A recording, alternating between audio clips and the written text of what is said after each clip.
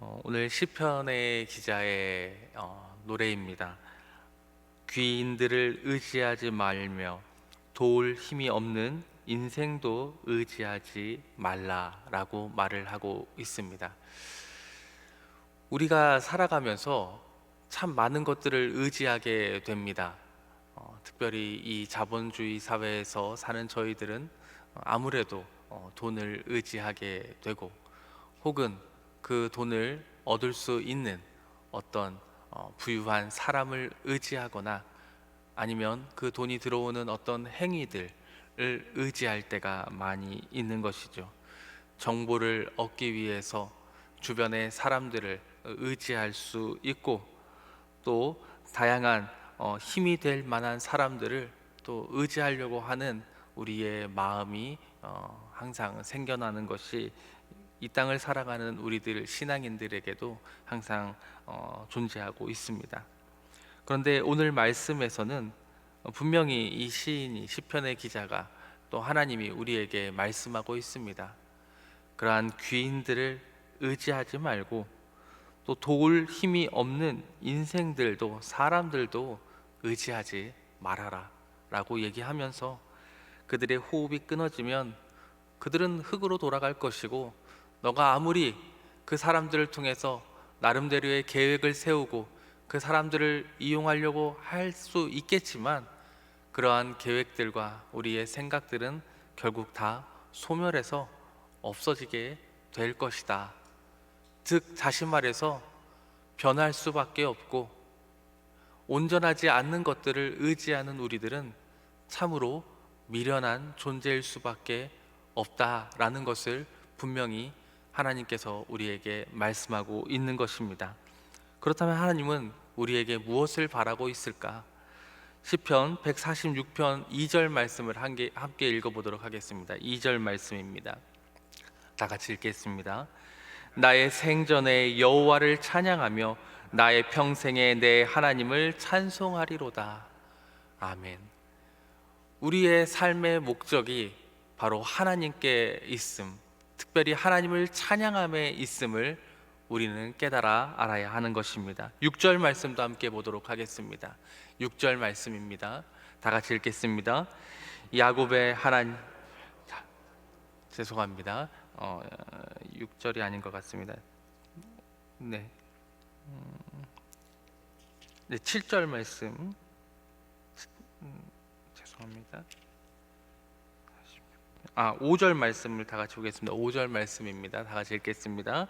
야곱의 하나님을 자기의 도움으로 삼으며 여호와 자기 하나님에게 자기의 소망을 두는 자는 복이 있도다. 아멘. 하나님은 분명히 말씀하십니다. 우리가 소망을 둬야 되고, 우리가 의지해야 될 대상은 오직 여호와 하나님이라고 분명히 말씀하고 있습니다. 그리고 여호와 자기 하나님에게 자기의 소망을 두는 자에게 결국 복이 있을 것이다 라고 우리 시편의 기자를 통하여서 하나님께서는 말씀하고 있는 것입니다. 사랑하는 성도님들, 우리가 철저히 의지하고 우리가 소망을 둬야 될 대상은 바로 여호와 하나님인 줄 믿으시길 바랍니다. 그런데 이것이 그렇게 쉽지 않았던 것으로 보여집니다. 예레미야 7장, 오늘자 날조 예레미야 7장입니다. 예레미야 7장 8절 9절 말씀을 보겠습니다. 예레미야 7장 8절 9절 말씀입니다.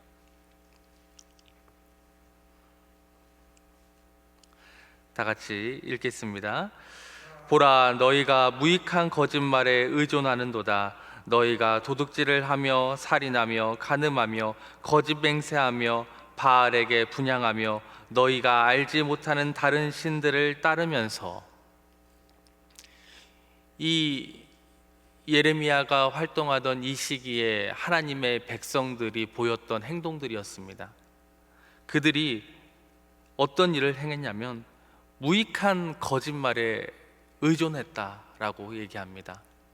여기서 말하는 무익한 거짓말이라는 것은 하나님의 말씀과 상반된 뜻을 따르는 행동을 뜻하는 것입니다.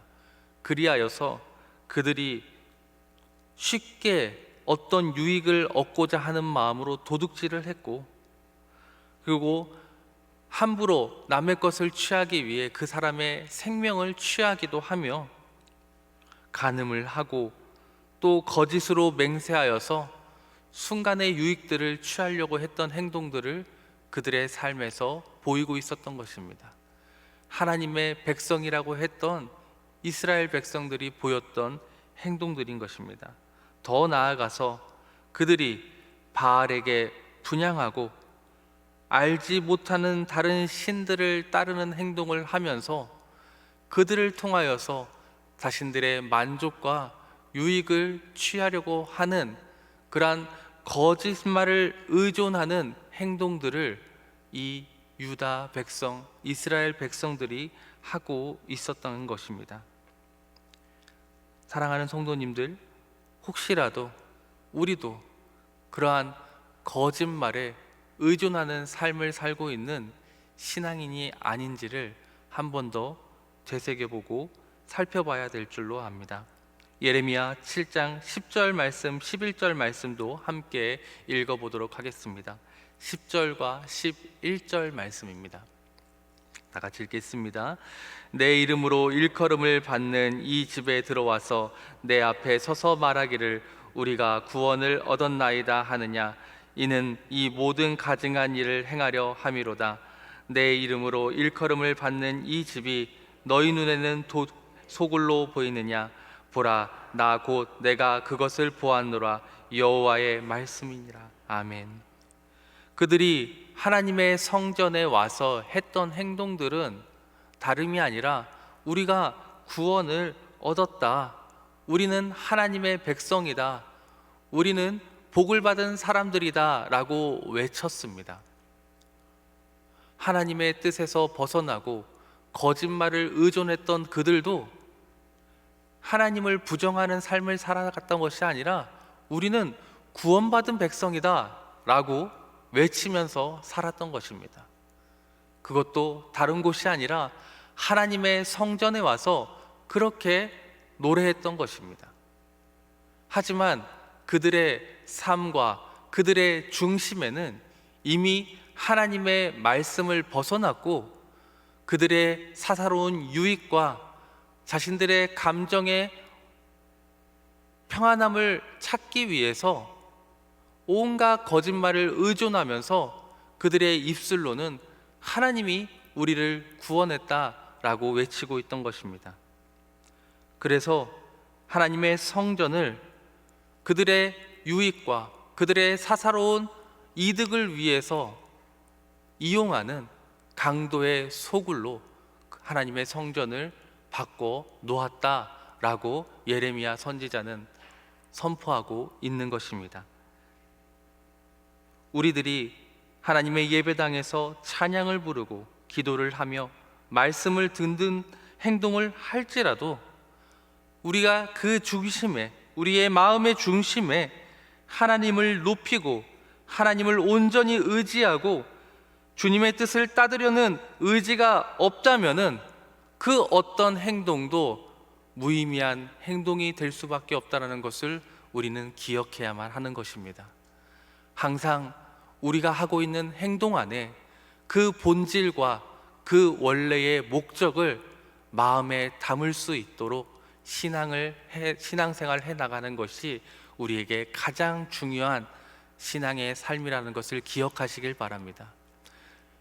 우리가 화려한 멜로디의 노래를 부르더라도 그 안에 하나님을 진심으로 찬양하고자 하는 마음이 있어야 할 것이고, 우리가 소원의 마음을 담아 기도를 할지라도 그것이 그 소원에 담긴 유익을 위한 것이 아니라 내가 철저히 하나님만 의지하겠노라 하는 그 중심이 있어야 한다는 것입니다.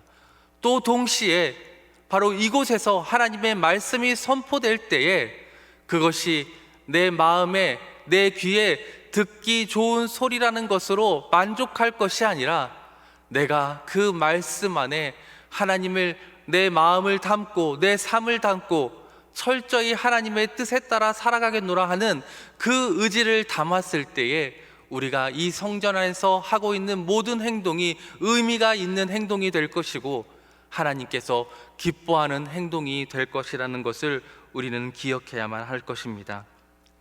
마태복음 21장 말씀을 보도록 하겠습니다.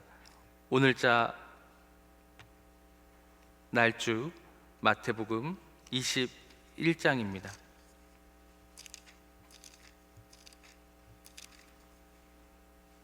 12절, 13절 말씀을 보겠습니다.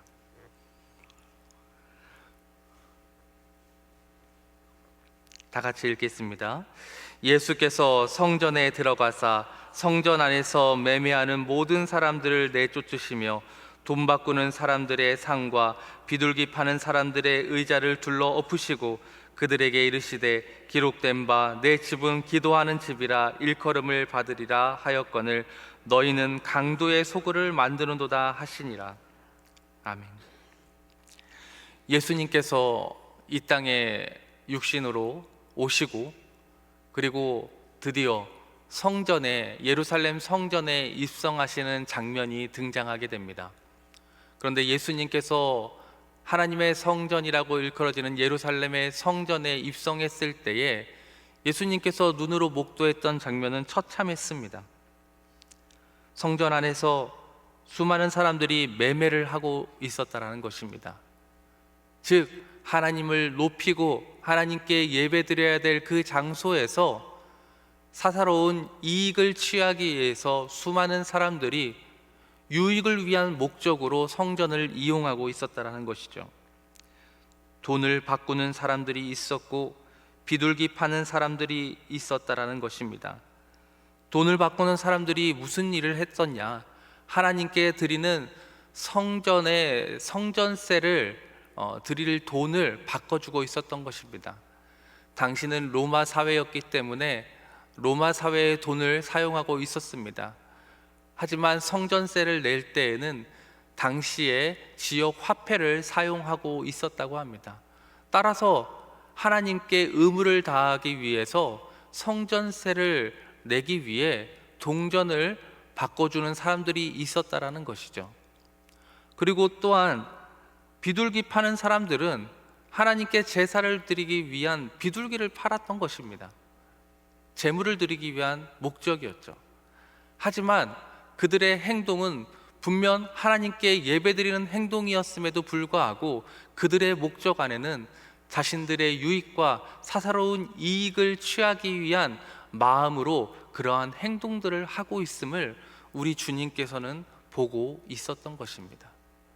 성전에서 완전한 불법의 행동들이 있었던 것이 아니라 그들의 마음 가운데 이미 하나님을 예배하고 하나님을 찬양하고자 하는 그 중심이 빠져 있었다라는 것을 예수님이 목도하시고 처참하게 느끼셨던 것입니다.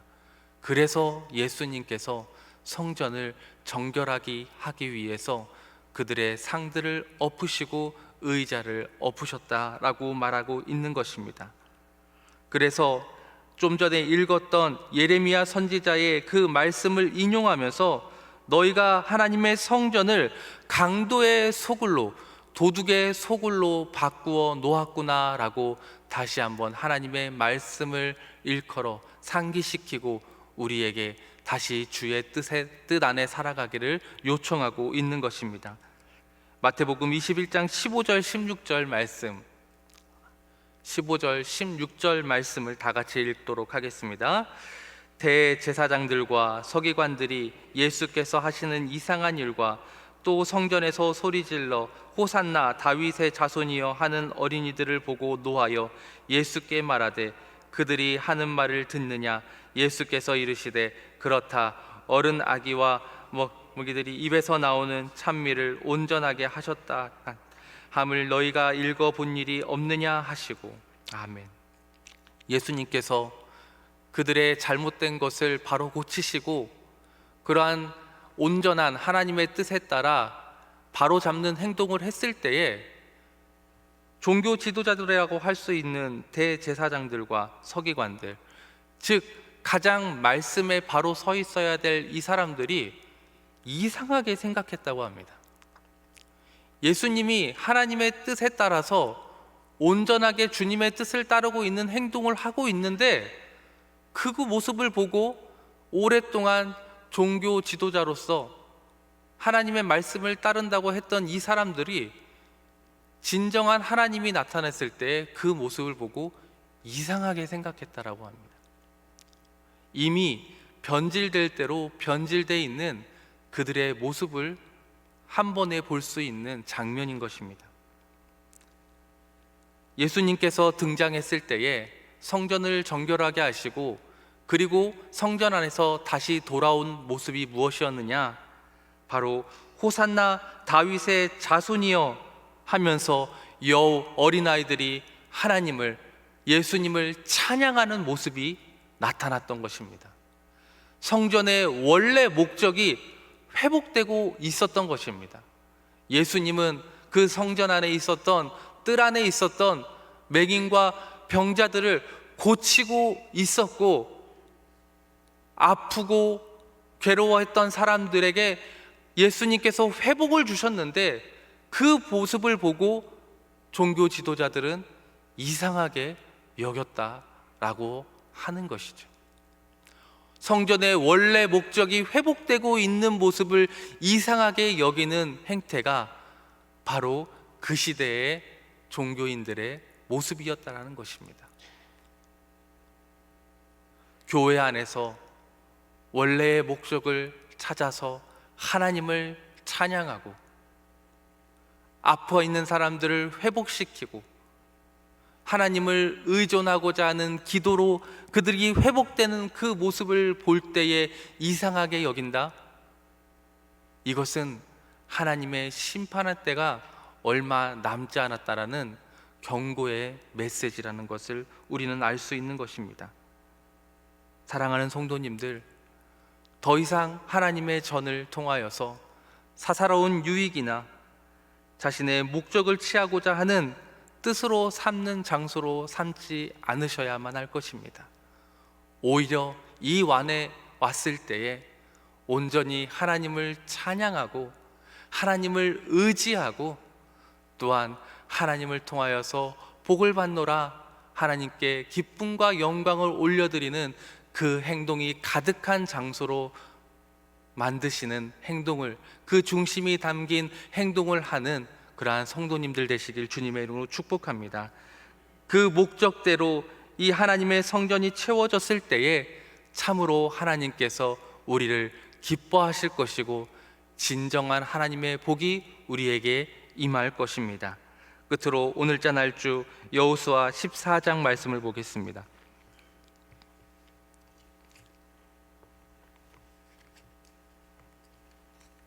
여호수아 14장 12절 말씀입니다.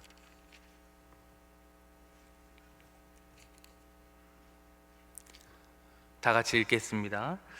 그날에 여호와께서 말씀하신 이 산지를 지금 내게 주소서. 당신도 그날에 들으셨거니와 그곳에선 다른 사람이 있고 그 성읍들은 크고 견고할지라도 여호와께서 나와 함께 하시면 내가 여호와께서 말씀하신 대로 그들을 쫓아내리라 하니. 아멘.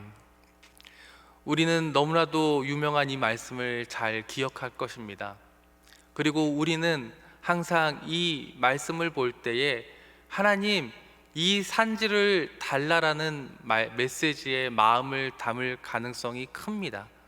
하지만 이 메시지 안에는 사실은 그 뒤의 구절이 더 중요한 메시지임을 우리는 알아야만 합니다. 내가 여호와께서 말씀하신 대로 그들을 쫓아내리이다. 하나님께서 가나안 족속을 진멸하시고 그 안에 거룩한 제사장의 나라를 세우고자 했던 것이 하나님의 뜻이었습니다.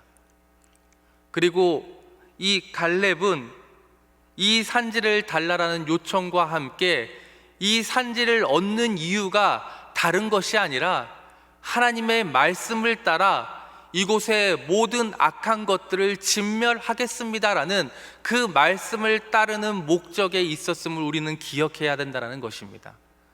사랑하는 성도님들, 우리가 신앙인으로서 하나님을 따르는 자들로서 우리의 삶 가운데에 하나님 말씀해 보시기에 온전치 못한 모습들을 함께 갖고 가는 일들이 있을 것입니다. 물론 영화의 단계, 저 천국에 가기 전까지는 늘상 그것들이 내 안에 있을 것입니다.